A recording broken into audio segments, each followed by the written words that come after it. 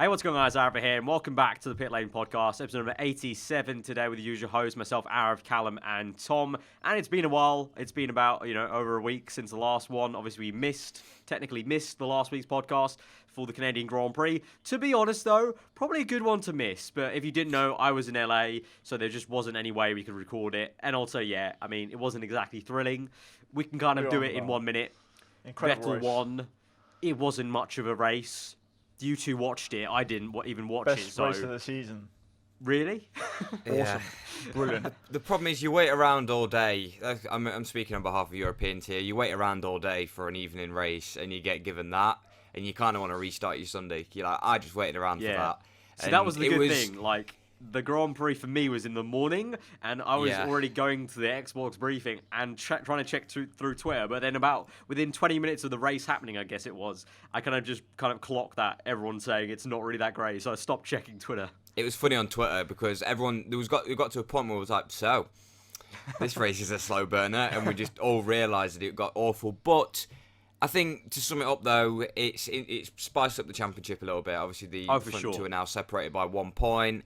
A few more drivers have been brought into contention as well. So it's not all doom and gloom. It's not as boring as other ones, but still a yawn fest, to say the least. And it did uncover probably quite a major factor about the tyres, because we have slated the tyres quite a lot in more recent races. And I think these rule changes that are coming in for next year are probably going to be quite needed, which we will talk about later in the podcast, because we all realise that it's not the tyres' fault at the moment. It's the fact that the teams are too stubborn to relinquish their track position to actually go on technically a more competitive strategy, which would require some overtaking. So a track like Montreal, which is renowned for its overtaking and certain drivers coming from the back to the front, this, that and the other, when there was no overtaking, I think we've all realised that it's these rule changes that has shot Formula 1 in the foot. When it was Canada, it's like a bolt of lightning, okay. If it's Canada and they're doing this around Canada, then it's going to be a hard no from me. That's it. That sort of says it all. So, I think we all sort of realised, and it sort of just it hit us like a bolt of lightning. So we now know, really, it doesn't matter what tyres they bring. At the end of the day, the cars will not allow for the tyres to really do anything or change much of the race itself. It's just wherever track position you have. Hence why maybe qualifying might be more important than ever before in this season. Yeah, maybe. So, like, whatever tyres you give them, it doesn't really matter. They're too stubborn. They want to keep in that track position. So, pretty much that's all we can deduce from Canada. I mean, little things. Leclerc did really well again. Props to him. And like Callum said, brings the championship close. So, all in all, I mean, it's still great for the championship. Vettel now only 1 point ahead of Hamilton. That's going to be juicy going into the next one, France, which we'll get to kind of getting through and predicting at the very end of this podcast and kind of looking into it. That's the last thing I expected. I did not see that one coming at all. Right, yeah. Not just that Vettel won, but Hamilton only got fifth. That completely shocked me, by the way. I think we all had Hamilton down for pole and win. Predictions, we completely got that wrong. That was a very last. I mean, even though the fact he wasn't even on the podium, not even the fact he didn't win the race, but the fact he wasn't even on the podium was shocking. Big shock. Also, shout out to Bottas, just saying. Yeah, it did well. But I guess just the last piece from Canada, which is the only big thing I think worth talking about as well, is the whole Hartley situation. So before the weekend, wasn't it? Like on Thursday, there was news breaking that Toro Rosso had approached McLaren to maybe sign Lando Norris straight away to jump in the car. And they rejected it because they wanted Norris to stay in F2, get the knowledge he needs to gain as he goes up the categories. Ironically, Norris had said in an interview before I read that he was ready to jump at any kind of chance he had, whether it be in F2 or F1. But obviously McLaren have overbearing, obviously the hierarchy on that. But Brown in an interview said, we were approached by more than one team. We've had 3 approaches of varying degrees, which doesn't give us much insight into the other 2 teams. I don't know, maybe we can guess. What other 2 teams do you think approach them? Would approach Lando Norris. Sauber, makes sense. But Ericsson's too solid, so I'm not sure on that one. No, I don't think Sauber would have at all gone in for him. Because they have Leclerc and then Ericsson brings the money in. They need Ericsson, and Leclerc he's rock solid penciled in. I'm struggling to see what. Maybe Williams. Okay, maybe Williams. Yeah, maybe Williams. 13? Don't think it would be Force India. That's a hard one, actually. What's the third team that would? My guess would be Renault. my guess would be Renault because Sainz is not an official driver for them. I know, but I don't think Sainz is moving. It could be. To be fair, that has a little bit because if you think about the domino effect, if they sign Norris, they just ship Sainz back to Toro Rosso and they kick out Hartley and Sainz goes back into Toro Rosso's seat. It makes sense. But a little bit. The big one was Toro Rosso, wasn't it? Yeah, that was the huge one. Like, obviously, Hartley, there was, I think, how you were mentioning right before we started recording, so that he was like on the ropes a little bit in terms of what Helmut Marko was talking about. Helmut Marko's been weird in the press because obviously that news came out that they wanted Lando Norris, and then he was like, "Oh, well, we're gonna keep Hartley. We think he's better anyway." He kind of like hid their bluff, but we all knew that no, you've just been rejected, Lando Norris. Now you're stuck with Hartley, and going into the weekend, there was like, "Yeah, don't worry, Brendan. Ignore all the media attention. We still want you to do the best job you can, and all this, that, and the other." And obviously, it has come off the back of weekends now, including the Canadian Grand Prix, where he's ended it and not saw the checkered flag. No fault of his own, though. No fault of his own. No. Yeah, Stroll just pinned him up against a wall, and Leclerc brake failure bummed him. So, in terms of that, it's very wish-washy from Toro. So it feels like it's kind of like the toxic element coming forward again. I feel like it's very wish-washy with the whole Verstappen, the way he's been this season. They can't give Hartley's incidents as a reason to get rid of him when Verstappen's been in the wall so many times this year. It doesn't add up, I feel like Toro Rosso are waiting for, or I say Toro Rosso, the whole Red Bull program are waiting for Verstappen to get his shit together so he can not crash. So then once he gets a clean run together, they can sort of say, well, Hartley's been on a poor run, he's been crashing every race, so we can get him out. Yeah. But until Verstappen gets a clean run in, which I cannot see happening. I was going to say, it might start from this weekend.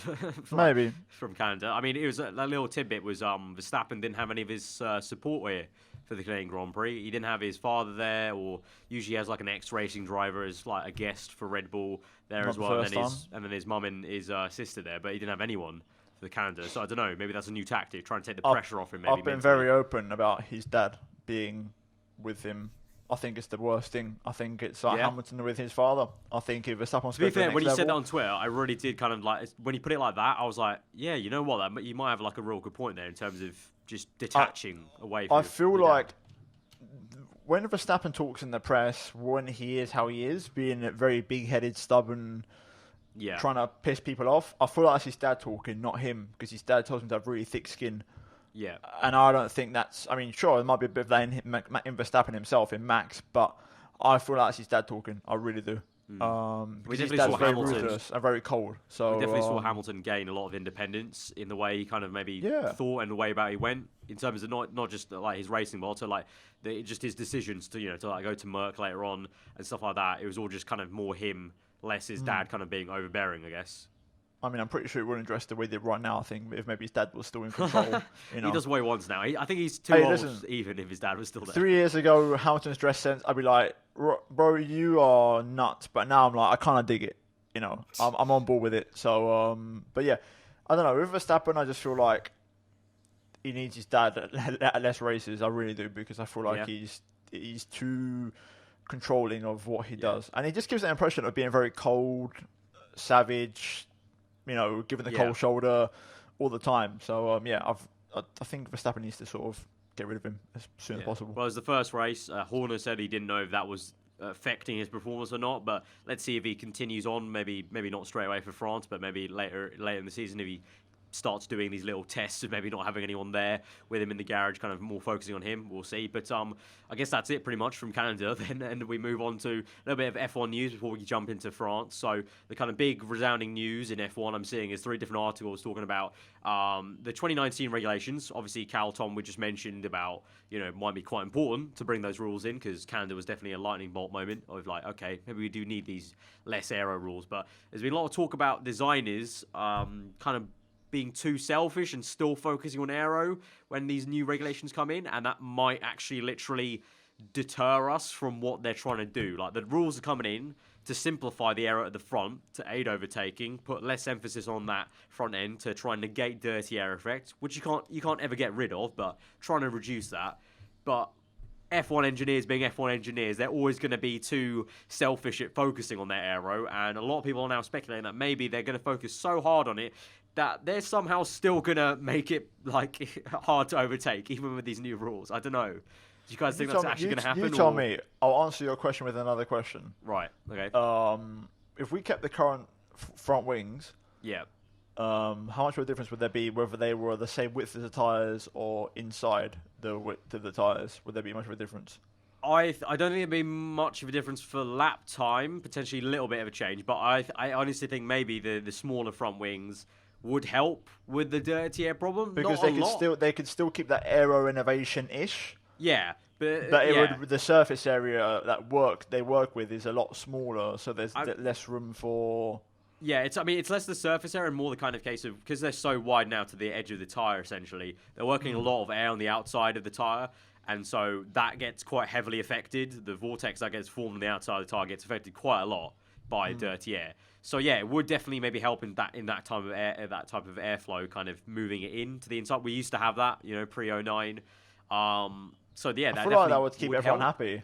I mean, it would certainly, I think, help in that kind of way. There would be new problems, though, also, kind of playing a bit of devil advocate, because I imagine there would then be issues with dirty air affecting the more complex inside vortices. So, but maybe that's where the new challenge. That's a new challenge.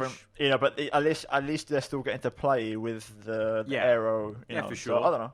Yeah. It's a difficult one because you can't really teach or unlearn things about all these aerodynamicists have done all this research and development, all this money put into it, and obviously the FIA, after 2 years of regs, have gone, forget about all that stuff that you've just learned in the last 10 years with the front wings that were introduced since 2009. I think this is where it's all come about, trying to get that vortex around the tyre or channel the airflow around the tyre, and then the several vortices afterwards to try and channel that air and keep it within the car to channel it down to the diffuser.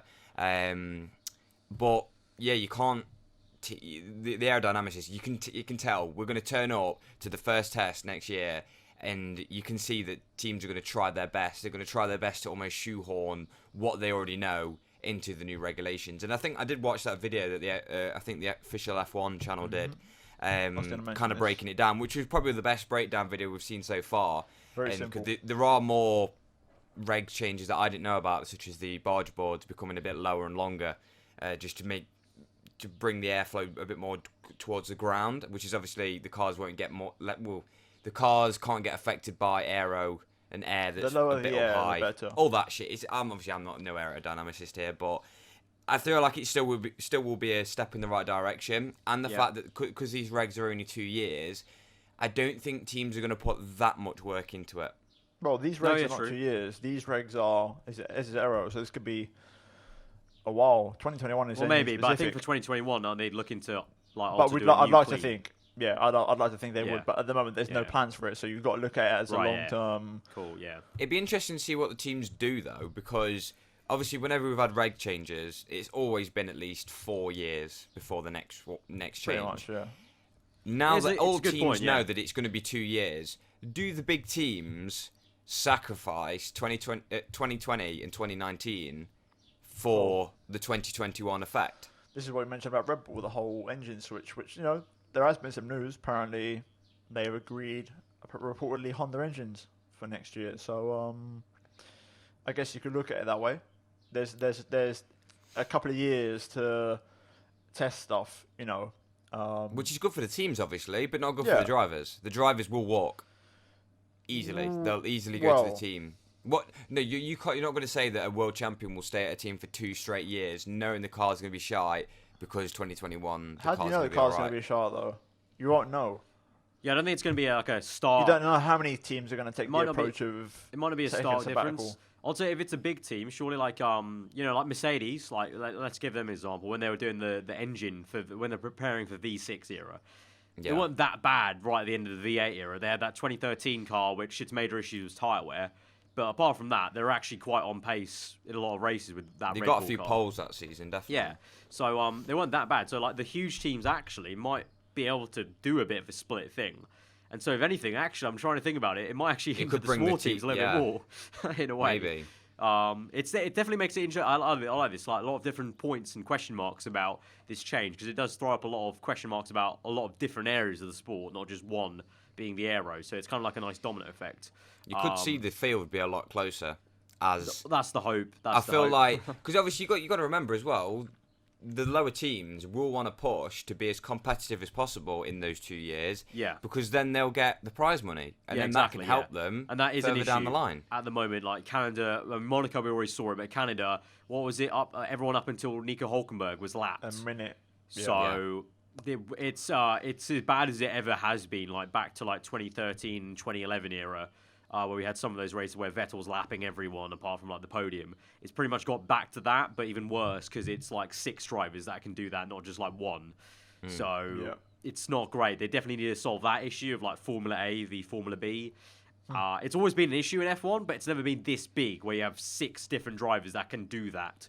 It's just, it's scary. very That throws it back to the start of the 2000s, really. That's how far back it's going.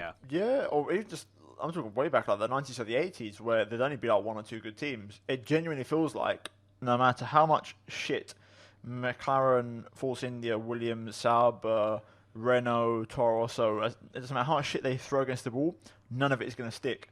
It's like they just keep throwing stuff on the car, and there's like a invisible barrier, like a lag barrier or something, that they just can't they just can't surpass. It's really weird. So hopefully we get something to freshen up because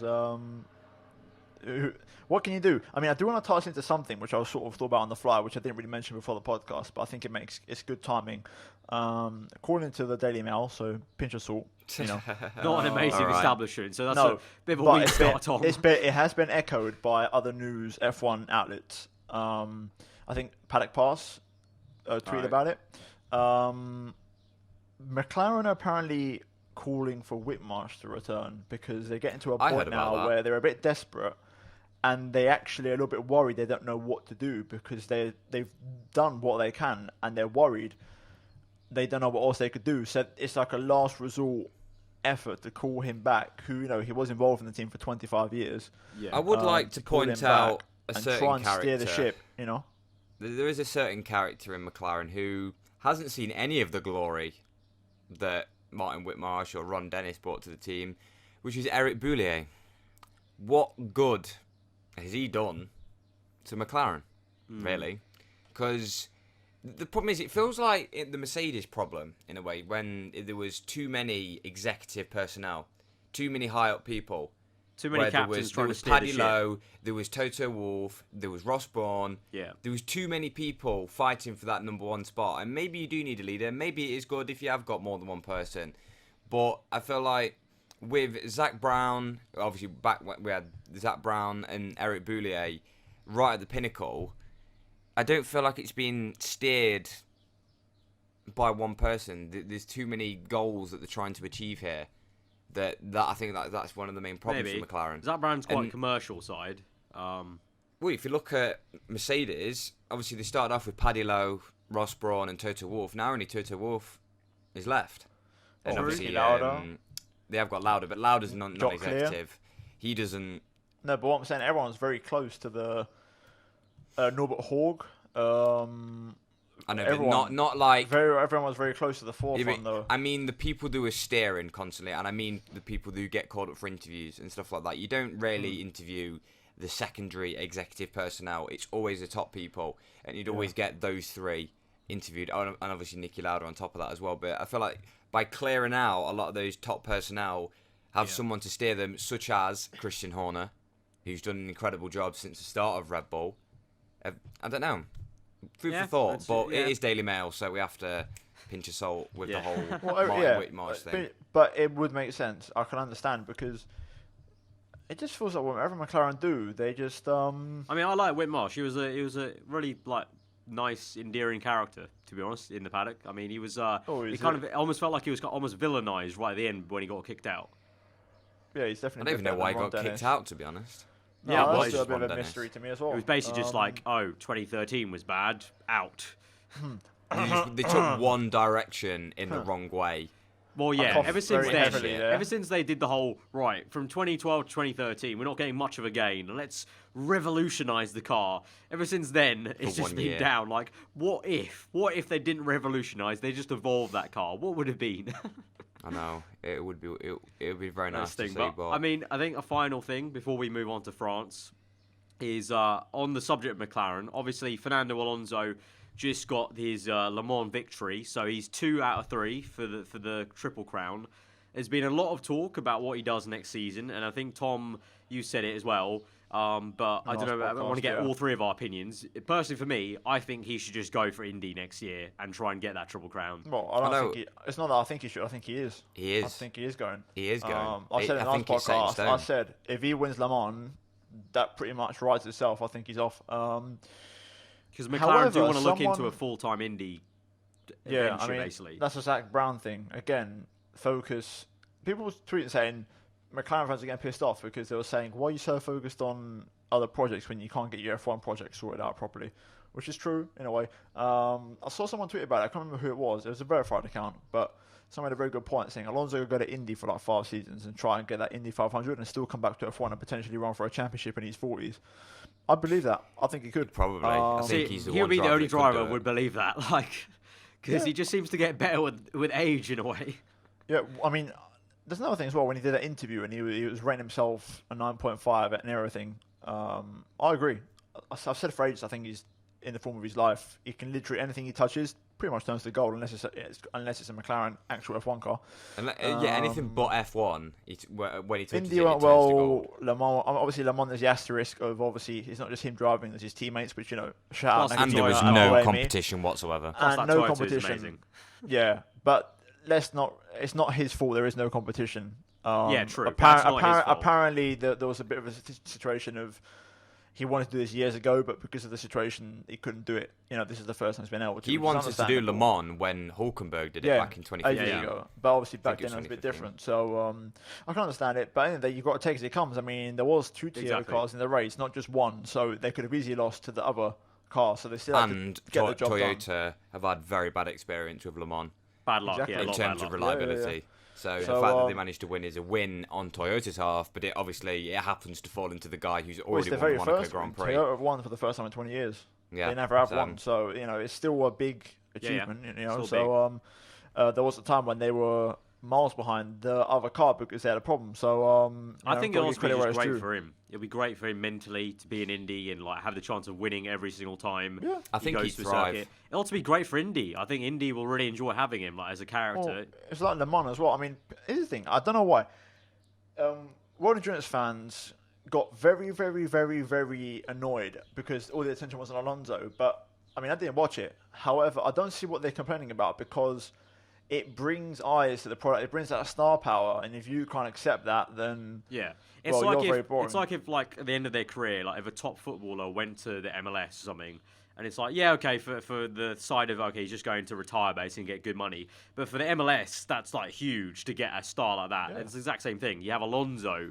You know, think of it. If Vettel and Hamilton went there for like one race, it'd also be the same thing. It'd be crazy, and that's great for the sport. It grows, world endurance a lot more. So yeah, I agree with that. I think It's- I think it's the like problem any was sport. it was the journalism, wasn't it? Like I guess Alonso's so. car, Alonso's this, Alonso's But done this, Alonso. that's what gets the views for the journalists as well. It's like everyone wants to Yeah. know how Alonso's doing because he's the big star out of all of them. So Like Kazuki Nakajima, F1 reject. Sebastian Buemi, F1 reject. F1 World Champion right next to him. I feel like they are going to get the most amount of attention. But it was disrespectful, but that's what the media is. Welcome Well, I to don't think the I media don't think in it is general. though disrespectful. It is what it is. I think if Danica Patrick came into F1 and drove for Renault, I think Yeah. I know what the headlines would be, and Yeah, true. Hulkenberg and Sainz would get overlooked. So yeah, 100%.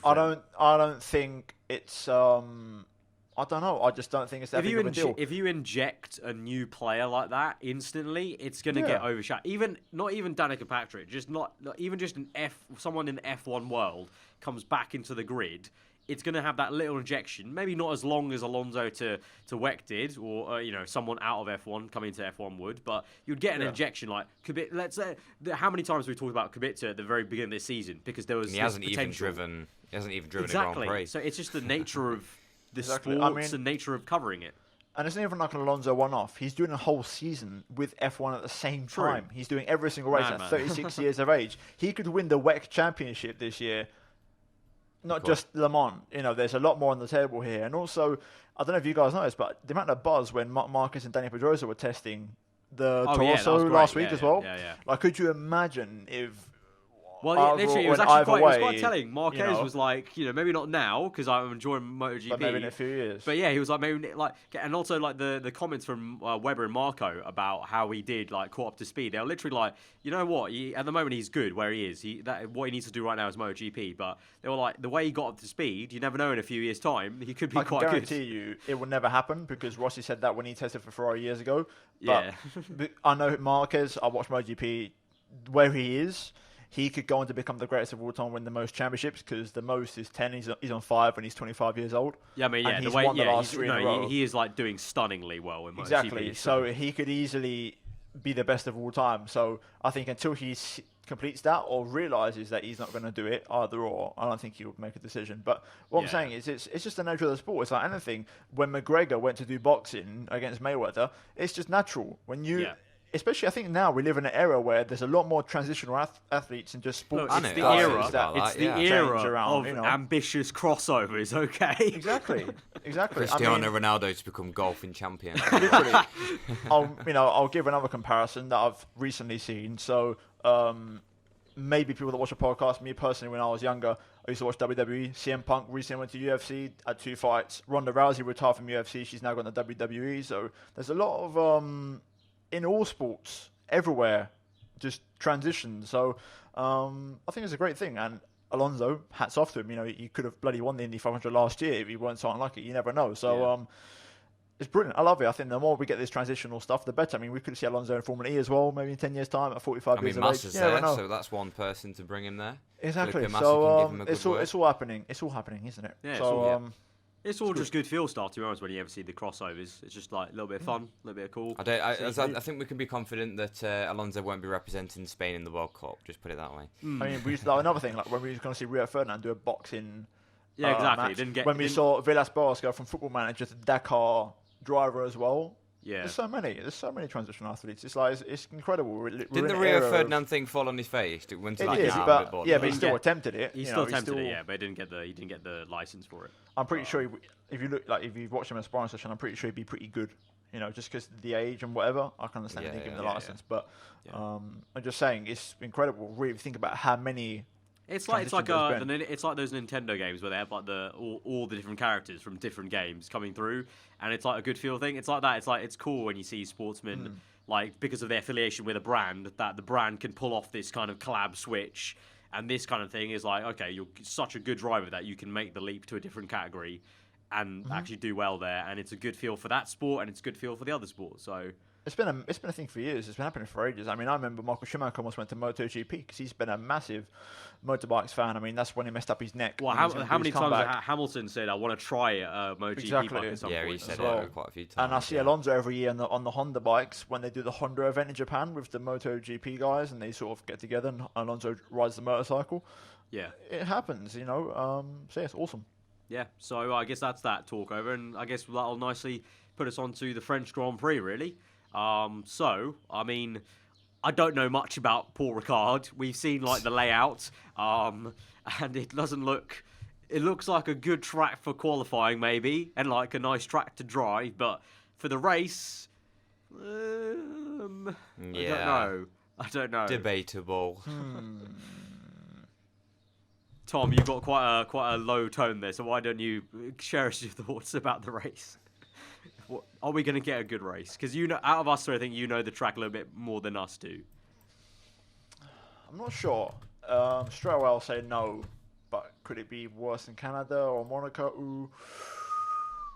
I don't think so. So I guess that's a good thing. Other than that, I'm not really sure what to say. I mean, it's a new circuit, so that in itself will be a nice buzz. I feel like it's going to be brilliant for GP or Formula 2, Formula 3. I think it's like bumper cars for those guys. But for F1... Yeah. I don't even know where the DRS zones are going to be. Like, I don't know. I really don't know. The straights don't look long enough, and the braking zones don't look long enough or heavy enough. And the corners are they're not tilt corners where they just accelerate, brake heavy, turn. Yeah. They're like swooping bends where you can't really go for a dive on the inside. So and they're going to be perfect for dirty air. So Yeah.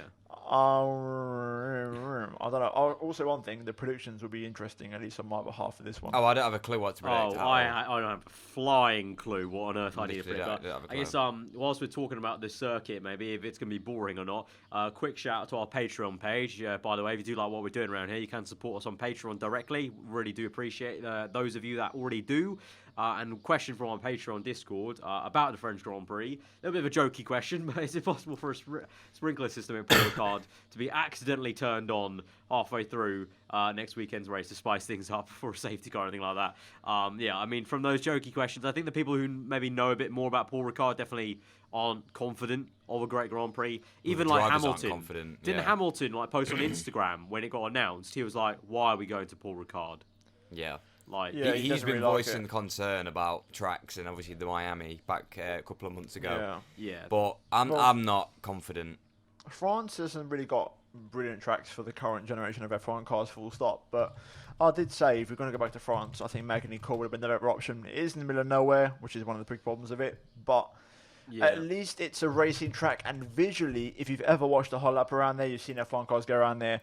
It's made for Formula One. It's a very visually pleasing. The last chicane would be great in these new cars. Oh yeah, it's just the whole track. It's such a quick track with just a few major brake zones. Other than that, it's just generally a fast track. So it would be awesome. But obviously with the cars, it wouldn't provide great racing anyway. So you're sort of shooting yourself in the foot.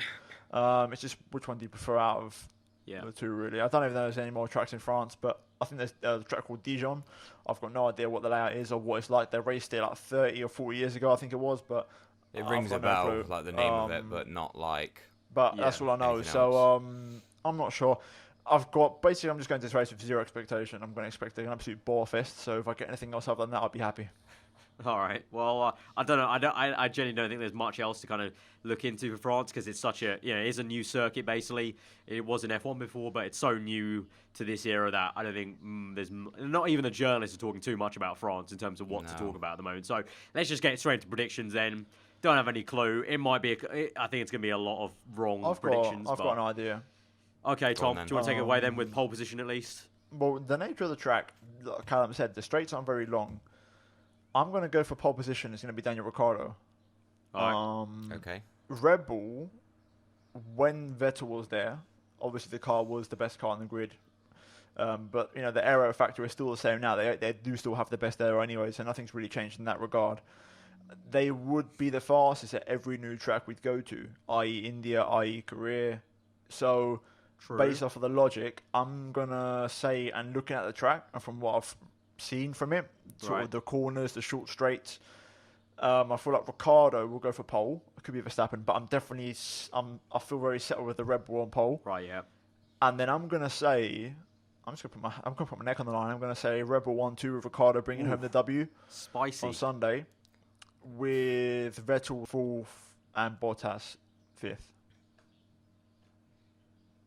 All right. I genuinely don't know what to say, partly because the only thing I'm trying to base it off is I know a few of the drivers have driven Paul Ricard in the recent tyre test. I know it's not been the GP layout.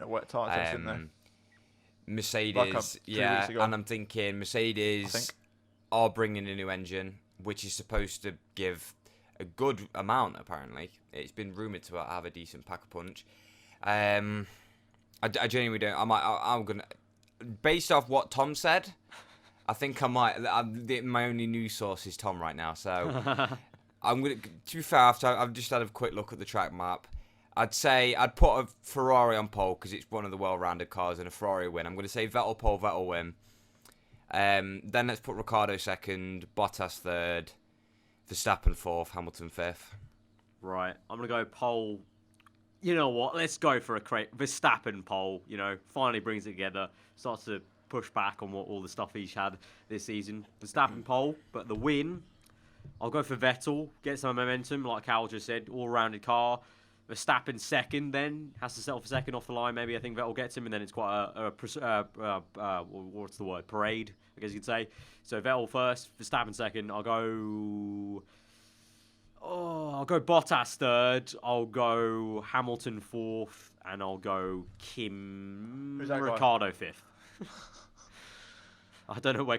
There's not enough places in the top 5 to place. Yeah, no, we're gonna get hate on Raikkonen again because apparently we always leave. I just don't Raikkonen. know. Easily, Raikkonen could come out of nowhere and do really well. really I just well. don't know. There's just Come not out enough corner on for the Q3 lap.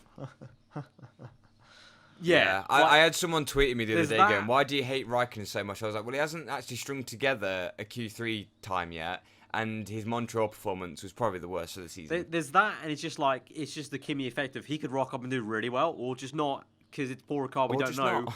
I just don't know. I would say Raikkonen, but you just know that the safer bet is putting Vettel up there rather than Kimi. So, yeah. But that's the predictions for France. Then. So what about the predictions for the England game? Well, this is being uploaded the day after, so Oh, yeah. I don't know about that. But let's hope that it's coming home. 3-1 England, yeah? Yeah, well in. Look, the big teams in the World Cup have been getting upset, so let's hope Tunisia get an upset and we can win. Yeah, easily.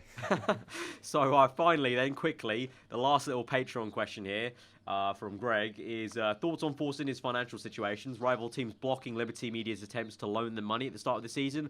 Not sure how European football leagues run, but North American sports teams commissions are generally in the business of making money for the team owners and creating very exclusive and desirable clubs to be part of it. So pending the Seattle expansion, blah, blah, blah. My gut says Liberty Media will aim to create a similar framework and brand. Basically, he's thinking maybe Liberty Media are going to try and do the American style of where the sport actively tries and helps teams that are maybe struggling or new teams and keeps it as healthy as possible without giving advantages. And what do we think about Force India's situation? I've not heard too much about their financial situation, apart from didn't Vijay Mallya step down, but he's still kind of there. Vijay Mallya's gone. I know it's been bubbling away in the background. I do hear the odd thing about Force India and financial. And there were talks about their them being financial bought out, right? situation. Yeah, there's been quite a bit of speculation. Obviously, there was a speculation about it changing name, going to Force One or whatever. But I feel like Liberty are going to do that, but they need to bring the cost cap in first. Right. And then find a way, because obviously the way they make money is, I feel like it's going to change over the next couple of years. So they need to find a different way of making the revenue. If they're wanting to bring down, for example, circuit prices, bring them contracts down so we can keep tracks like Silverstone on the calendar. But they need to find that new way of making revenue before they start helping out teams. Yeah. Otherwise, one, the sport can just go bust if they aren't careful about with spending. the Because balance. it's not like it's just Force India. balance. You know Williams on the cusp. You know Sauber on the cusp. Toro Rosso are probably safe. Other than that, everyone else is pretty much safe. But we need them bottom teams. We need the bottom Balance. teams. The NatWest You don't- balance in F1. You don't have to go too far. MotoGP minus. supports all of Yeah, them. minus. But yeah, that's all I've got to say on it, to be honest. I feel like the framework needs to be put in place and it needs to be sophisticated. It can't just be rushed in. Yeah, I ran into that. I found that very nice of them. I rate what they do. I'm lagging at the for, moment, like, so I the real can't big really tell. I independents can't keep track of the MotoGP, convo. so I keep I dropping think out. F1 I could keep benefit dropping that sound every from 30 that, seconds. especially if they want to try and expand the grid at least by one more team. I think they kind of need a bit more enticement. But at the same time, you always know that teams like Red Bull, Merc, and Ferrari are going to be very quick to get pissed off if you try and do a bit of aid maybe to the lower team. So, but I agree. Yeah, they do need the framework. I don't know if Tom, you have any kind of final words on that.